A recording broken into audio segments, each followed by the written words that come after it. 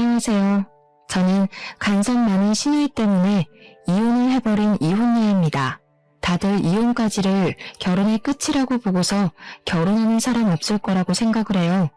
그래서 다들 어디까지 참고 살 수 있는지가 좀 궁금합니다. 저도 남들이 참는 만큼 저도 버티고 살아야 하는 건지, 남들은 어떤 이유로 지옥 같은 결혼 생활을 견디면서 살고 있는지도 궁금해요. 저는 인사말에 말씀드렸다시피 간섭 때문에 이혼을 선택한 경우입니다. 제 주변에서 종종 간섭, 그까짓것 결혼을 하면 당연히 감수해야 할 부분이라고, 그런 것도 모르고 결혼을 했냐는 말을 하는 어른들이 있어요. 저는 솔직히 결혼이 뭔지 잘 모르고 결혼한 거 맞습니다. 그래서 제가 뭘 배우고 익혀서 결혼을 해야 했던 건지도 잘 몰랐어요. 간섭을 참으려고 결혼한 게 아니라 저는 행복한 미래를 꿈꾸기 위해서 결혼을 한 거거든요. 행복하려면 고통 정도는 감내할 수 있겠죠. 그런데 정작 고통 때문에 행복 느낄 여력이 전혀 없어져 버리면요? 이건 뭔가 잘못됐다고 봐도 되는 거 아닌가요? 간섭이란 건 친가족한테 들어도 스트레스가 되는데 처음부터 경계심을 갖고 마주해야 되는 시댁에서 간섭이 오잖아요? 그거 그야말로 천인공노할 일과도 같습니다. 저만 이런 거 아니라고 봐요. 제게는 가족 관계가 아주 화목한 집에서 자란 남편이 있는데요. 한 사람을 만나기 전에 그 집안의 분위기를 잘 파악하라는 말이 도는 것도 그만큼 집안 배경이 한 사람이 성장하는 과정에서 아주 치명적인 영향을 준다는 거잖아요. 그래서 저도 저와 결혼할 남자는 집안이 가정적이고 화목했으면 좋겠다고 생각을 했었어요. 그런데 결혼 인사를 가서 처음 마주한 시댁은 삭막한 저희 집안보다 너무 따뜻하고 웃음이 많은 곳이더라고요. 부모는 부모라서 자식을 위하고 자식은 자식이라서 부모를 위하는 성인군자 같은 집안을 저는 남편 덕에 처음 보게 되었습니다. 시부모를 처음 만난 자리에서는 신우가 없었어요. 단란하게 넷이서 식사를 하면서 남편이 어떻게 자라왔는지, 얼마나 정이 가득한 집안인지를 듣는 시간을 가졌었습니다. 우리 딸이랑 아들은 나이 차이가 많이 나서 싸우고 말고 할 것도 없었어요. 이미 우리 딸이 동생을 자기 조카 보듯 아들 보듯 그렇게 나대신 키웠는데 누나가 그렇게 헌신해주니 아들도 알아서 누나한테 잘하고 그렇게 컸어요. 나랑 우리 바깥 양반은 아무것도 한 게 없었을 정도라니까. 애들이 알아서 잘 커주니 얼마나 고마운지 몰라요. 지금도 남매끼리 우애가 깊어서 어디 가서 이런 소리 자랑하면 다들 놀라더라고. 여자 남자 형제는 다 큰 성인이 되면 서로 얼굴도 잘 안 보고 산다고 하던데, 그런 집안에 비하면 우리 집안이 유별나긴 해요. 그래도 피를 나눈 혈육인데 서로 안 보고 살면 얼마나 아쉬운 일이겠어요. 당연하지. 같이 자란 가족인데 안 보고 살면 되나? 더군다나 누나가 나한테 좋은 특별한 사람이야? 물론 나랑 누나를 이렇게 잘 키워준 부모님 덕분이 크긴 하지만 어쨌든 우리처럼 이렇게 사이좋은 가정도 드물더라고. 이래서 집에 어른들이 자식들한테 본보기가 잘 되어야 하나 봐. 우리 엄마 아빠처럼. 남편한테는 남편보다 나이 9살 많은 누나가 하나 있습니다. 그러니까 저한테는 신우인 거죠. 시부모 말로는 신우가 평소 남편을 키우다시피 자랐다고 합니다. 실제 남편은 시부모의 사랑보다 신우의 사랑을 더 크게 느꼈다고 했어요. 초등학교 때까지만 해도 다들 부모님 찾을 때 남편은 신우를 찾으며 신우에게 학교 행사 참여를 원했다고 했고, 사춘기 땐 자기 부모랑은 말을 안 섞어도 신우만큼은 남편의 해결사 같은 존재였다고 했습니다. 신우가 거의 제2의 엄마라고 해도 될 정도였다고 하네요. 그리고 듣자 하니 남편 생일마다 신우가 아주 통 크게 선물하기까지 했더라고요. 남편이 학생일 때는 브랜드 옷, 명품 시계 등을 흔쾌히 사줬고, 남편이 사회인 되고 나서는 차, 전세 오피스텔, 지갑 등을 선물한 걸로 들었습니다. 남편은 신우랑 나이 차이가 있다 보니까 학생 때 용돈이 없어 본 적이 없었대요. 자기 또래들이 한 달에 5만 원 받을 때 자기는 2배 이상을 받는 입장이었다고 합니다. 남편도 신우가 주는 마음을 알아서 늘 자기 누나한테 감사하며 살고 있다고 저랑 연애할 때 얘기한 적 있었어요. 그렇게 시댁에서 가장 어화둥둥 소중하게 키워진 자식 제 남편이었습니다. 솔직히 너무 좋아 보였습니다. 부럽기도 했어요. 저는 형제자매가 없었음에도 불구하고 부모님이 맞벌이라서 저 혼자 집에 있는 경우가 더 많았거든요.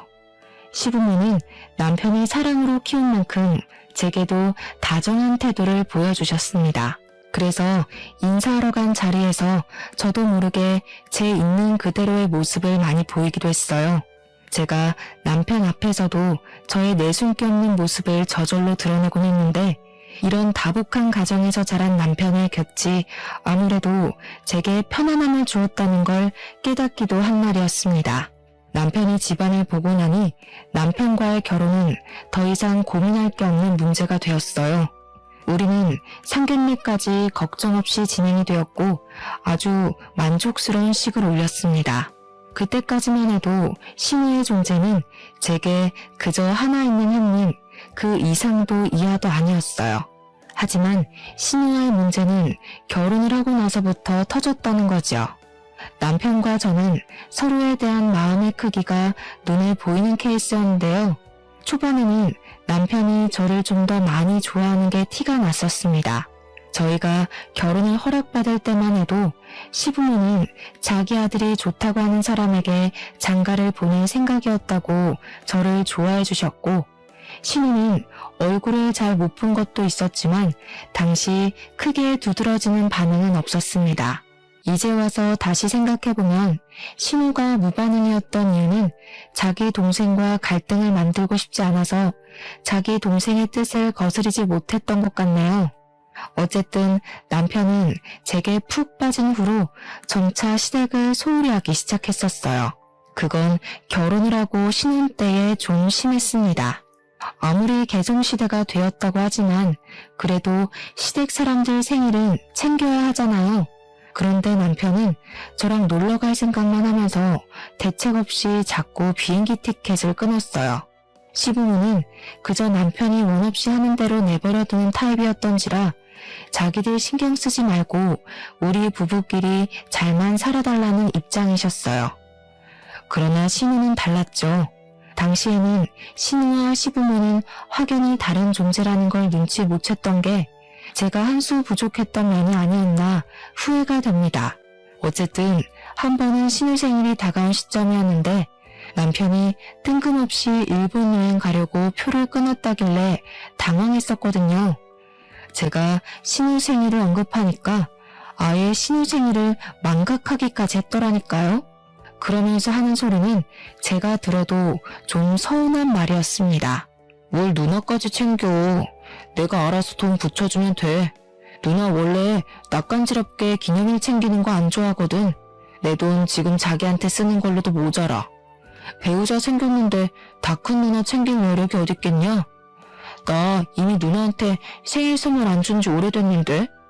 남편은 신혼 때뿐만 아니라 저를 알게 된 후부터 점차 신우의 관심에 대응을 소홀히 하고 있었더라고요. 이건 저도 그날 물어 처음 알게 된 사실이었습니다. 신우한테 아낌없이 돈을 쓰던 남편은 저를 만난 후로 그 해픈 마인드를 제게 베풀기 시작했어요. 남편의 돈과 시간은 전부 제 몫이 되었다는 거죠. 사실 이때만 해도 저는 그게 당연하다고 생각했습니다. 아무리 우애 좋은 남매였다고 해도 각자 가정이 생기면 우애도 적당해야 되는 거잖아요. 남편이 자기 누나에게 소홀해지고 제게 관심을 쏟는 건 결혼할 사이에 솔직히 당연한 거 아닙니까? 그래서 저는 이 문제로 훗날 이혼을 하게 될 줄은 상상도 못했습니다. 신우 때문에 제가 한 여자에게서 남편을 뺏은 상간녀 같다는 생각을 처음 해봤어요. 신우는 시댁에서 같이 지내고 있는 처지였는데요. 갈 때마다 마주치는 건 아니었어도 한 번씩은 봤었단 말이죠. 그런데 몇 안 되는 만남마다 제 기분이 이상하리만치 찝찝해졌어요. 올케는 혹시 술 좋아하는 편인가? 좀 활동적이야? 평소 기가 센 편은 아니지? 연애하면서 내 동생이랑 몇 번이나 싸워봤어? 제게 뭐 적대적으로 묻는 건 아니었고요. 그냥 순수한 말투로 좀 솔직하게 궁금해했던 걸로 기억이 나요. 신우의 직설적인 질문이 좀 얼떨떨하긴 했지만 대답 못할 것도 없어서 저 또한 솔직하게 말을 했죠. 술 원래 안 좋아하고 집에서 노는 걸 즐기고 기세다는 말은 살면서 한 번도 못 들어봤고 남편이랑은 다툰 적이 없다고요. 그랬더니 신우가 방긋 웃으면서 제게 착하다고 말했었습니다. 저도 나이가 30대였는데 누가 머리를 쓰다듬으니까 기분이 오묘하더라고요. 다 늙은 나이에 이게 칭찬받을 일인지도 모르겠고 오히려 뭔가 검사받은 느낌이 들어 좀 별로였어요. 하지만 그 정도까지만 제 신경을 조금씩 긁었지 더 과감하게 선을 넘는 짓은 안 하더군요. 시댁에서 마주칠 때마다 남편과의 관계를 묻길래 솔직히 선을 넘어도 진작 넘겠구나 예측했었거든요. 어쨌든 그 뒤로 신우는 제게 착하다는 말을 입에 달고 살았습니다.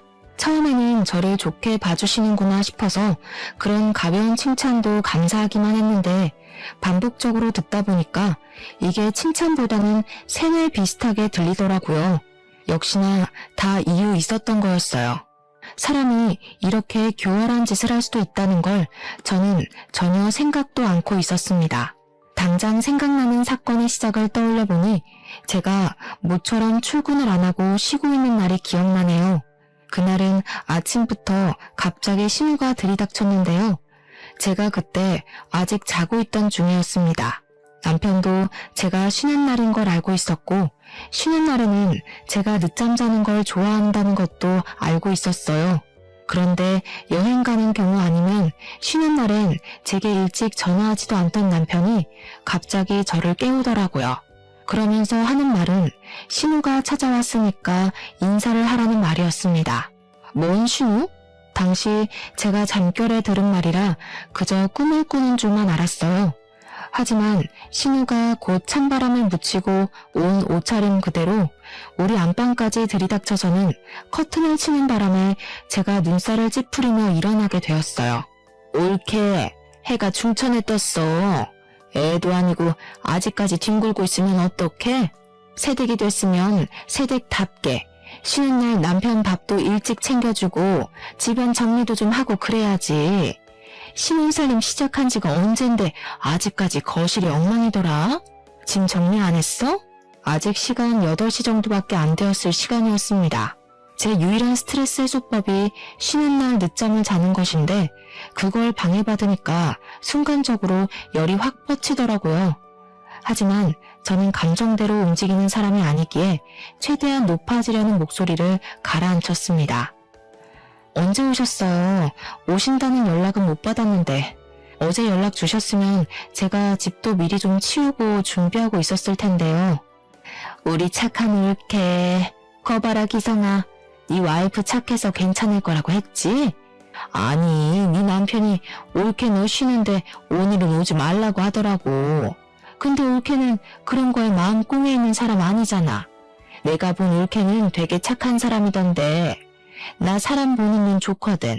올케 보니까 싫은 소리 잘 못하고 얘 엄청 바른 타입 맞지? 신우는 그날도 어김없이 저를 칭찬했는데 그 소리를 들으니까 알겠더군요. 저더러 착하다고 그리 입에 달고 살던 이유가 뭔지 이때 처음 느꼈습니다. 그러니까 신우는 우리 부부의 우위에 있으려고 하면서 자기 남동생을 향한 애정을 끊지 못해 간섭하려고 제게 착한 올케가 되어라 그리 세뇌시키는 거나 다름없었어요. 나쁘게 돌려 해석하면 자기 하는 짓에 입 닫고 토달지 말라는 뜻과도 같았죠. 물론 그것이 제 신경을 긁긴 했어도 분위기를 뒤집어 엎을 만큼 자극적인 건 아니라서 무시하고 넘겼습니다. 우선은 남편이 저질러 놓은 판을 해결해야 했어요. 제게 상의도 안 하고 신우를 집에 들인 남편에게 무척 화가 났지만 그건 눈앞에 닥친 상황을 끝낸 다음에 논하기로 하고 미뤄야 했습니다. 우리 집에 온 시댁 식구부터 대접을 해드려야 할 것 같아서 겨우 씻고 나왔는데 신우가 먼저 나서서 뚝딱뚝딱 아침을 준비하고 있더라고요. 그러더니 제가 씻고 나온 걸 알고는 저한테 이거 어디 있냐 저거 어디 있냐 질문을 많이도 했습니다. 조금만 찾아보면 어렵지 않은 곳에 다 있는데도 신우는 눈앞에 가위마저 어딨냐고 제게 꼬치꼬치 말을 걸었어요. 아유 안 되겠다. 내 집 아니라서 뭘 못하겠네. 집주인이 아침 준비 좀 해야겠어. 괜히 살림 주인 대신 나섰다가 올케한테 미움받으면 안 되니까. 나는 저기 물러나 있을게. 참, 내가 꽃게 사왔거든? 기성이가 꽃게탕 좋아하잖아. 이참에 올케 요리 실력도 좀 볼까? 아, 농담이니까 긴장하지는 말고. 그러면서 신우는 남편 있는 거실로 조르륵 나가서는 남편 머리에 지어진 까치집을 귀여워하고 있었습니다. 사이좋은 남매 참 많이 부러워했었는데 저건 부러운 걸 별개로 재수가 없더라고요. 게다가 제가 꽃게를 씻는 동안 신우 혼자서 뭘 뚝딱뚝딱 거리고 있길래 기초공사라도 만들어 놓은 줄 알았더니 정작 손질된 건 아무것도 없었어요. 황당해서 남편이랑 신우 있는 곳을 몇 번이나 돌아봤더니 남편이 앉아서 제 눈치를 좀 보더라고요. 남편은 저를 하도 많이 관찰한 사람이었던지라 제 눈썹이 올라가기만 해도 제가 무슨 기분을 느끼고 있는지 다 아는 사람입니다. 아니나 다를까 제가 지금 굉장히 불쾌한 상태라는 걸 남편이 눈치챈 것 같더라고요. 저한테 오려는 남편이 엉덩이를 떼는 걸 봤는데 신우가 갑자기 남편한테 용돈을 주는 바람에 다시 엉덩이를 붙여안게 되었습니다. 신우는 남편에게 30만원 가량을 주면서 올케랑 옷 한 벌 해입으라고 선심을 보이고 있었어요. 솔직히 이제 와서 하는 말이지만 30만원으로 성인 남녀 옷 한 벌씩 사입으라는 거 저만 웃긴가요?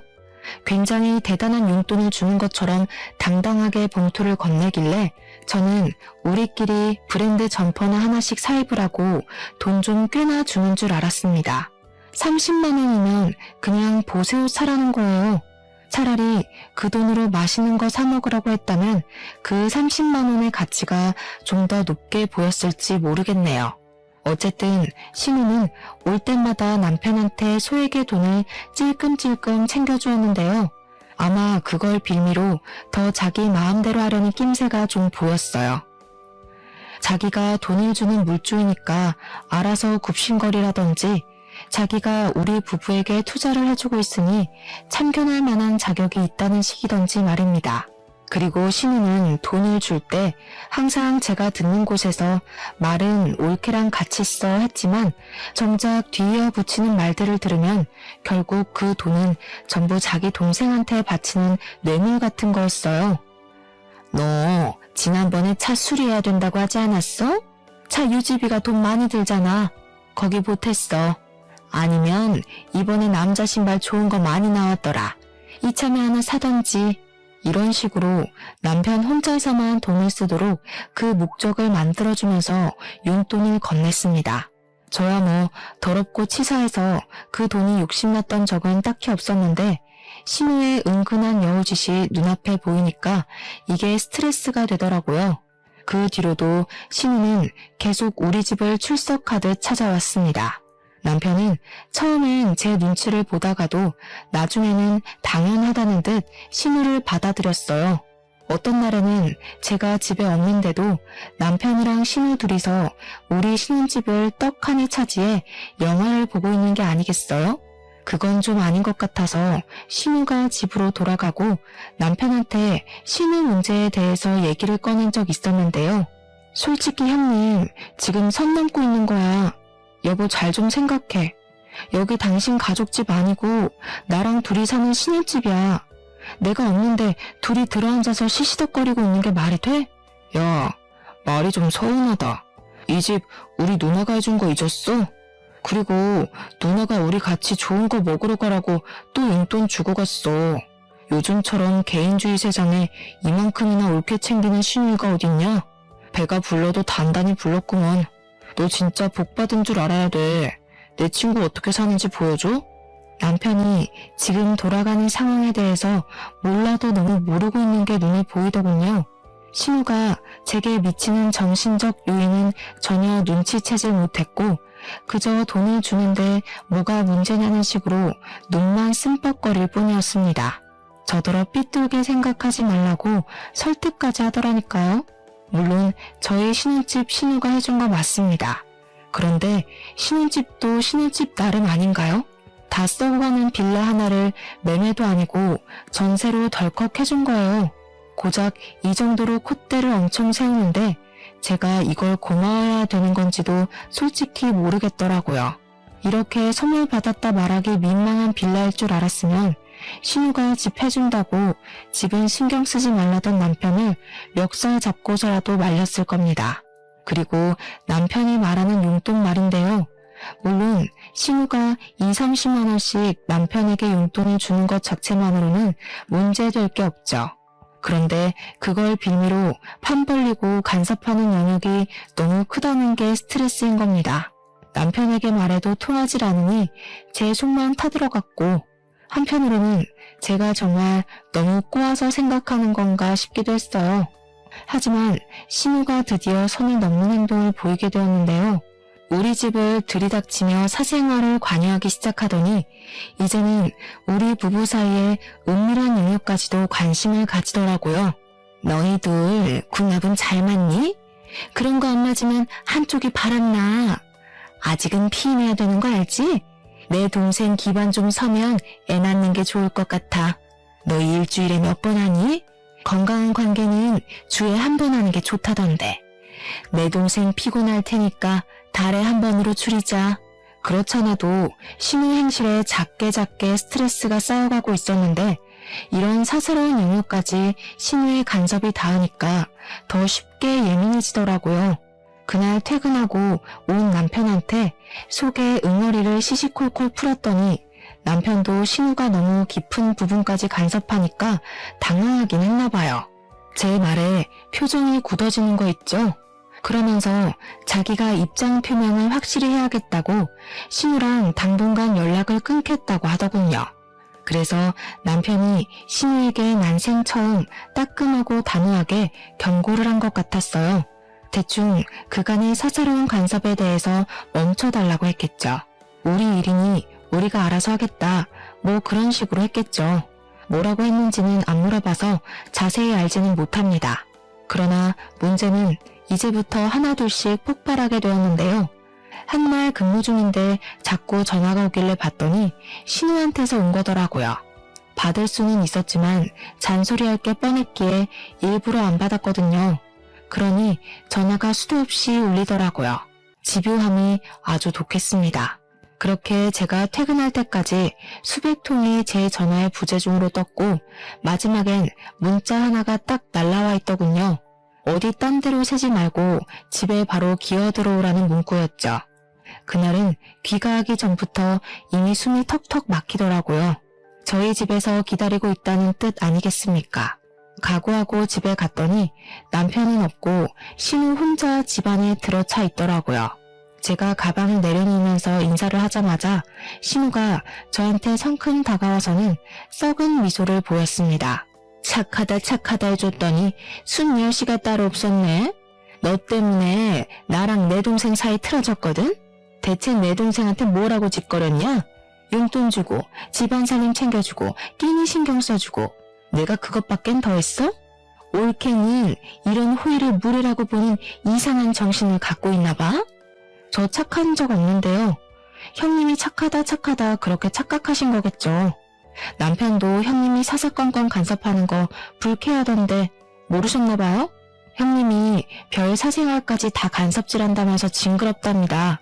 대체 얼마나 길을 늘려놨으면 남편이 이런 사사로운 감정까지도 말 못했을까요? 진짜 남일 맞아요? 상하관계 아니고 남의 집에 혼자 들어앉아 있는 것도 화가 났던지라 저는 더 필터링 없이 말을 깠습니다. 그러니까 신우가 부들부들 떨더니 이 악물고서 제 기싸대기를 날리더라고요. 꼴에 나이 먹고 힘만큼은 제대로 길러놨나 봐요. 제가 바로 중심 잃고 넘어져 버렸잖아요. 내 동생한테 어울리지도 않는 년을 군말 없이 내버려뒀더니 뭐라고? 네가 우리 남매 사이를 얼마나 한다고 지적질이야? 이 잡년아. 기가 차서 말도 안 나온다. 너 내 동생이랑 갈라설 준비해라. 그러고 신우는 제 대꾸를 들을 생각도 없이 집을 쌩 나가버리더군요. 그럼 저는 신우에게 못 푼 화를 그날 퇴근하고 온 남편을 붙잡아 또 불같이 따졌습니다. 그러니 이제는 남편 말이 자기도 내 불평 들어주기 지친다고 짜증을 내는 게 아니겠습니까? 솔직히 나는 누나랑 문제없이 잘만 지냈잖아. 그럼 네가 이상한 거 아니야? 누나가 뭐 틀린 말 했어? 용돈 준 거 맞고 우리 맞벌이 하니까 끼니 신경 써주는 것도 고마운 거고, 살림살이 신경 써야 될 마누라가 바깥을 놔두니까 누나가 대신해서 관리해주겠다는데 뭐가 그렇게 불만이야? 오히려 네가 누나한테 고맙다고 돈을 줘도 시원찮을 판이거든? 등신 같은 놈. 지 누나 치마 폭에 가려서 앞 못 보는 줄도 모르네. 다 큰 새끼가 누나한테 우쭈쭈 받는 걸 사이좋은 거라고 생각하고. 진짜 우습다. 형제 자매 없는 게 이렇게 서러운 적은 또 처음이야. 있었다면 네가 이 잡치는 내 기분을 개미 똥만큼이라도 느껴봤겠지? 집안 화목한 거랑 애정 과잉은 다른 건데 내가 널 잘못 봐도 한참을 잘못 봤다. 말 다 했냐? 누나가 너랑 갈라서라는 거 겨우 비니 맞춰서 달래놨더니 말 그딴 식으로밖에 못해? 내가 평소에도 너 때문에 누나 앞에서 얼마나 곤란한지 알아? 나한테 누나는 부모님이나 다름없는 존재라고 했잖아. 부모랑 다름없는 거지 그게 진짜 부모님이냐? 그리고 비위를 왜 맞춰? 누가 맞추래? 누나 부하이면 부하답게 누나가 시키는 대로 해. 네 누나가 너랑 나 갈라놓고 싶다잖냐. 난 더 이상 그 여자한테 놀아나기 싫으니까 너 혼자 평생 누나 손바닥 위에서 주물럭거려줘라. 그러면서 제가 먼저 이혼 제안을 했더니 버럭하던 남편이 순간 흠칫하더군요. 남편은 제가 먼저 이혼을 요구할 거란 생각을 안 했던 것 같았어요. 그러거나 말거나 저는 그대로 돌아섰고 남편이랑 저녁도 먹지 않았습니다. 그날 우리는 각방을 쓴 뒤 다음날 이혼 서류를 준비하려고 했어요. 그런데 참 고맙게도 신우가 아침 일찍 출석해서 우리 집 초인종을 눌러주더라고요. 원래는 신우가 우리 집 비번도 알고 있는 것 같았는데 제가 새벽에 몰래 번호를 바꿔놨거든요. 남편이 우리 이혼하는 거 신우한테 말했을 거고 그러면 이렇게 무작정 찾아올 것 같았으니까요. 이혼할 마당에 더 이상 제게 형님 되는 사람도 아니고 달가운 손님도 아니라서 저는 초인종 소리를 못 들은 척 출근 준비만 했는데요. 그러니 남편이 양치를 하다가 후다닥 나가서 문을 열어주더라고요. 어머머, 집에 사람이 없니? 왜 씻다 말고 나와서 문을 열어? 집에 개념 없는 여자가 살고 있으니까 이렇게 남자가 고생을 한다. 우리 기성이 바쁜데 여자까지 잘못 만나서 이게 뭔 고생이야? 불쌍한 내 새끼.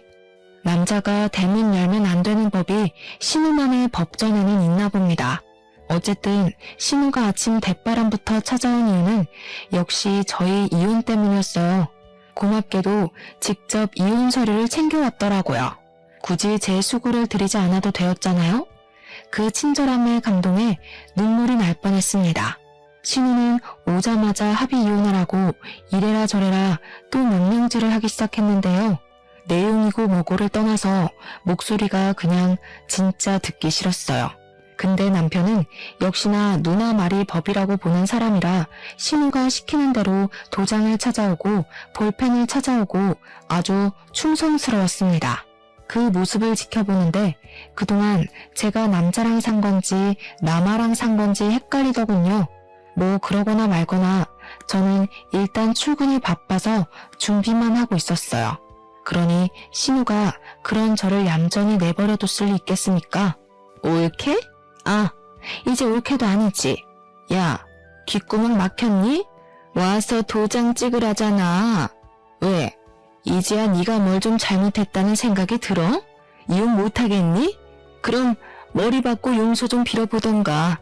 네 진심이 얼마나 전해지느냐에 따라 내가 이 이혼 없던 걸로 해줄 수도 있어. 신우 목적은 사실 이혼이 아니라 저거였던 듯 싶었습니다. 저를 끝내 무릎 꿇리고 싶었나 봐요.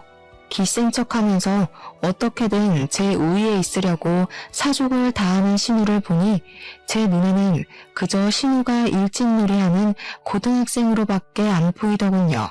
그래서 저도 신우가 좋아하는 찰떡선이 없는 화법으로 대답을 해주며 신발을 신었습니다. 네, 제 귓구멍이 꽉 막혀서 뭐라고 씨부리는지 모르겠네요. 이제 내 신우도 아니고 그냥 할 일 없는 아줌마 같은데 내가 왜 아줌마 말을 들어야 되죠?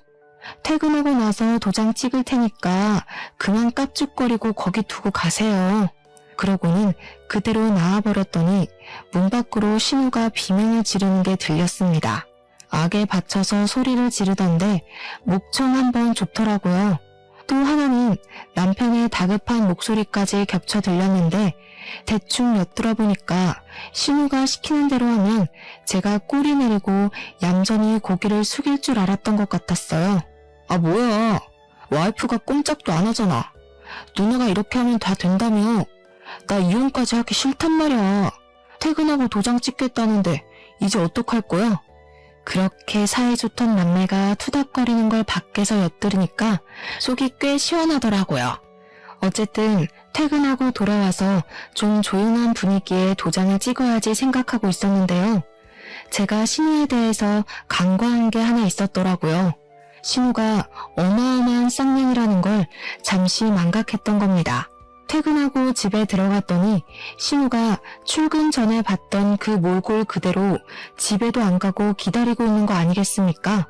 근데 황당한 건 제 짐을 전부 신발장으로 다 내던져 놨더라고요. 옷은 여기저기 짓밟혀서 더러워진 상태였고 화장품도 반 이상은 깨져 있었습니다. 신우는 제가 그 꼴을 보고 단단히 충격을 먹었을 거라고 생각했나 봐요. 저를 업신여기며 제 반응을 지켜보는 표정이 딱 그렇게 설명을 해주더라고요. 그 옆에서 남편은 그저 저를 흘겨보고 있었는데 그게 저한테 초조하거나 미안하다는 얼굴은 절대 아니었어요. 약간 꼴 좋다? 그럴 줄 알았다? 그런 느낌으로 저를 가소롭게 보고 있었습니다. 일단은 끝까지 자기 누나를 믿고 신우가 시키는 대로 할 생각인가 봅니다. 야, 이 집 내가 해준 거 알지? 너한텐 딱히 아쉬울 거 없을 거야. 이번 기회에 사람이 주제를 모르면 어떻게 되는지 느꼈길 바래. 그 쓰레기 들고 당장 내 집에서 꺼져. 그래요.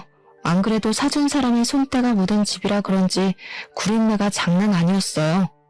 능력 좋은 척 할 거면 저기 강남 아파트 정도는 해줄 것이지. 겨우 서울 변두리에 빌라 하나 해줘놓고 돈 많은 척은 너무하셨어요. 해주고도 욕먹는 게 딱 이 경우인데 평소 사회생활 잘 못하셨나 봐요. 이게 돌았나? 내 동생 혼자 사는 거면 당연히 강남 아파트 해줬어. 웬 거지 같은 년이 같이 기어 들어와 사는데 내가 처음부터 네 눈깔 높여주고 싶었겠니? 이제 보니 왜 결혼 못했는지 알겠다. 나이를 똥구멍으로 쳐먹었으니까 주변 남자들이 그쪽한테 미리 학을 뗀 거였네요. 아줌마 같은 사람을 노처녀가 히스테리 부린다고들 하죠. 오해 좋은 둘이서 노처녀 노총각으로 계속 끈끈하게 지내면 되겠어요. 남매가 계속 이렇게 지내면 고독사는 면할 거 아니에요? 좋은 거 맞나 모르겠네. 그때 신우가 분을 참지 못하게 제 뺨따구를 때렸습니다. 제가 이걸 딱 기다리고 있었어요. 손찌검이 한 대도 아니고 2대에 3대까지 이어졌을 때 저는 보기 좋게 쓰러지기까지 했습니다. 그리고 적당히 편집점을 잡고 난 뒤에 자리에서 일어났죠. 이럴 줄 알고 혹시나 해서 전날 새벽에 카메라 하나를 설치해놨는데 정말 다행이었어요. 괜히 카메라 값만 날리는 줄 알고 조마조마했거든요. 제가 알아보니까 결혼 파탄 사유에 시댁의 부당한 대우가 속해 있다면 그걸 유책 사유로 쳐서 소송권으로 이혼이 가능하다고 하더라고요. 하마터면 억울하게 합의 이혼해 줄 뻔했지 뭐예요? 오늘따라 왜 이렇게 질질 끄나 몰라. 지금 안 때렸으면 이혼 미룰 뻔했잖아요. 덕분에 카메라에 잘 담겼으니까 이젠 인간 대 인간으로 갑시다. 일방적으로 맞기만 하는 건 사실 제 타입 아니거든요. 저는 바로 신우 뺨을 날린 후 머리채를 잡고 잡아뜨렸습니다. 그리곤 그동안 간섭을 당할 때마다 휘두르고 싶었던 마음을 담아서 들고 있던 가방으로 마구마구 내리쳤어요. 그러자 놀란 남편이 와서 저를 확 밀어내더니 뭐 하는 짓이냐고 소리를 지르더군요. 이거 순 깡패 아니야? 야, 그래, 이혼하자 해. 내가 여자랑 살길 바랬지 어디 깡패냥 끼고 한 이불이나 덮을 수 있겠어? 진짜 소름 끼친다. 사람이 어떻게 적당선을 모르고 그렇게 깝죽거리냐? 야, 너 처가에서 그딴 식으로 배웠냐?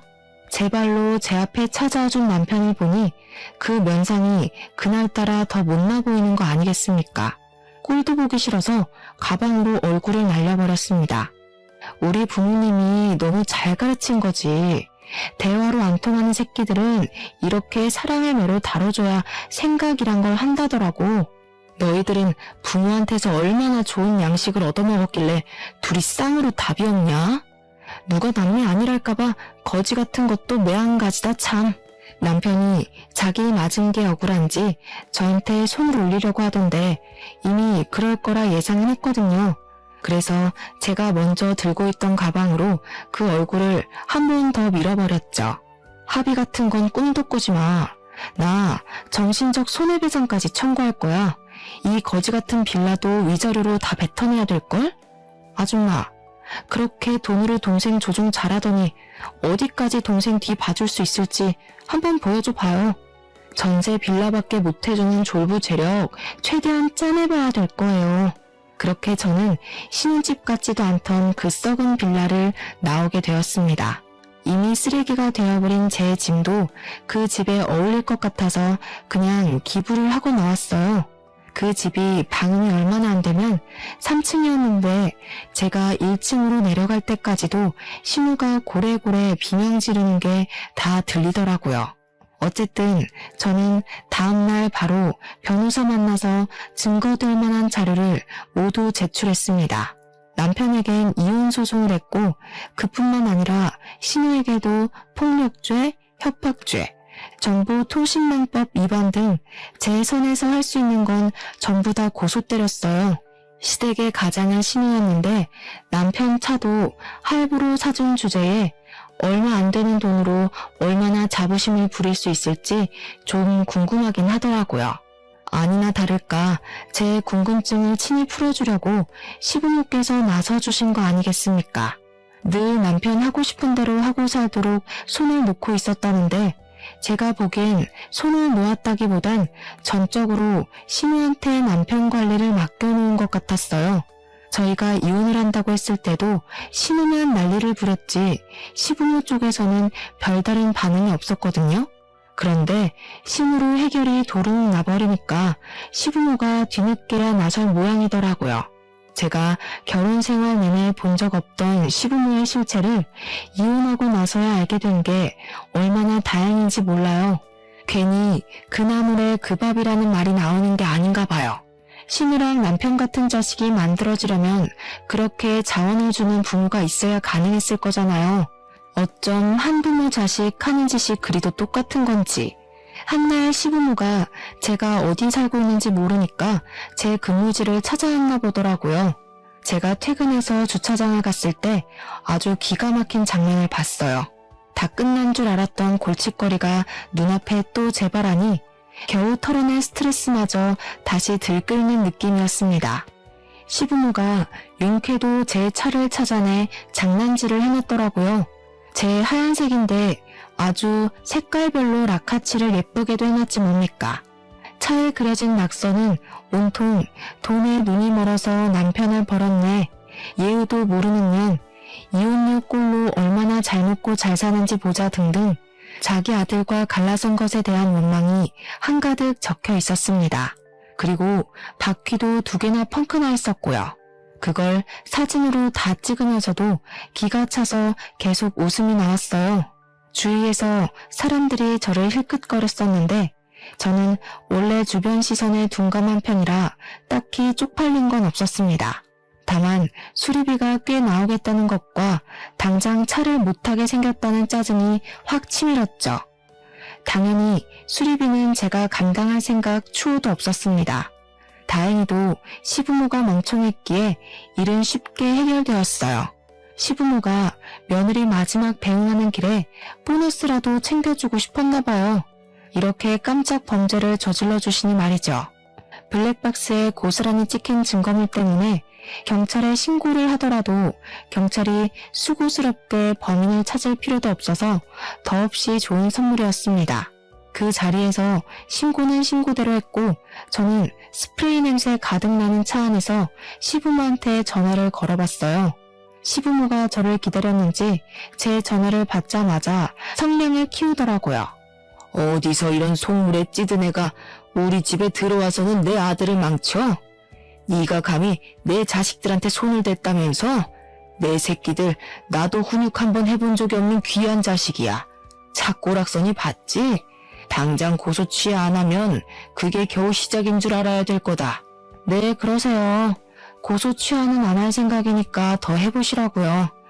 제 차 생각보다 손 많이 보셨던데 똥 싸지르기만 할 줄 알지 치울 줄 몰라서 어떡해요?